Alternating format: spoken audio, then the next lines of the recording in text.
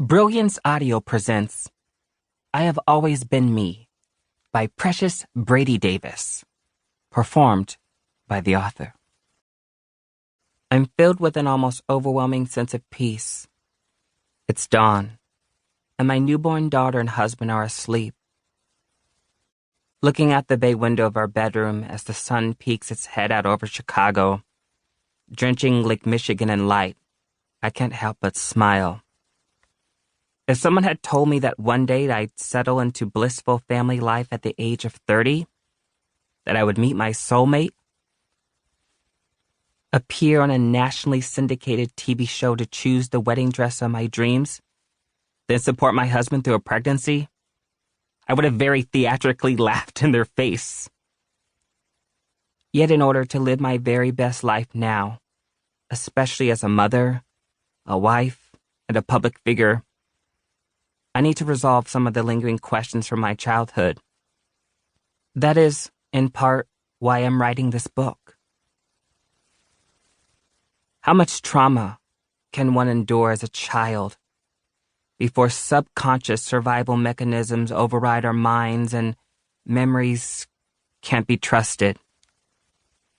As I reflect now on my childhood, I still don't have any definite answers. Dredging up memories brings to mind the photo albums that were a great pride of my childhood.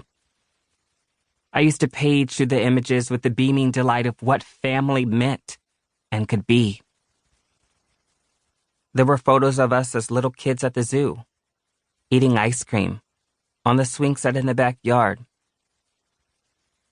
One particular image is seared in my mind, although I cannot look at the original now to cross-check my memory with reality because one of my relatives refuses to share the albums or photos with the rest of the family.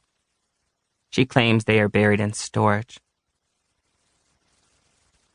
This photo shows me at my first public swimming pool.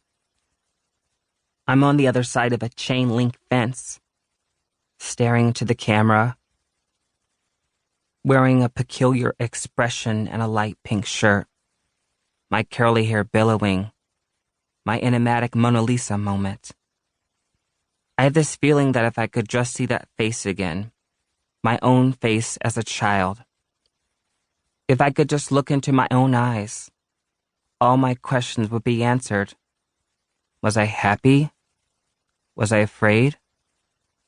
Was I just a normal kid in a normal family? Or could it be that I was surrounded by abuse all along?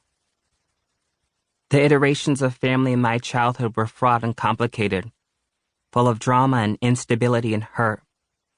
And so I didn't believe that I would ever have a family life that was any different, that was stable and loving and would allow me to be who I am, who I've always been. Now I sift through a combination of powerful, visceral memories and vaguer, muddied memories, along with an ugly, disjointed puzzle of family hearsay, in order to arrive at a version of the truth about my early life. Many of the details included here came to me much later in life, and rather than bringing clarity, only added to the cacophony of trauma and uncertainty around trust and family. This story is painful to construct, but I'm committed to doing the necessary excavation so that I can heal and get clarity, so that I can move forward and show up for the family I've created. And for those who have been or are going through their own difficulties and confusions, who are feeling lost or alone or unloved, I offer my story of hardship and healing as a vision of a way through. There is love, whatever that means to you, on the other side, if you're willing to claim who you are, stand up for yourself, and do what it takes to create it.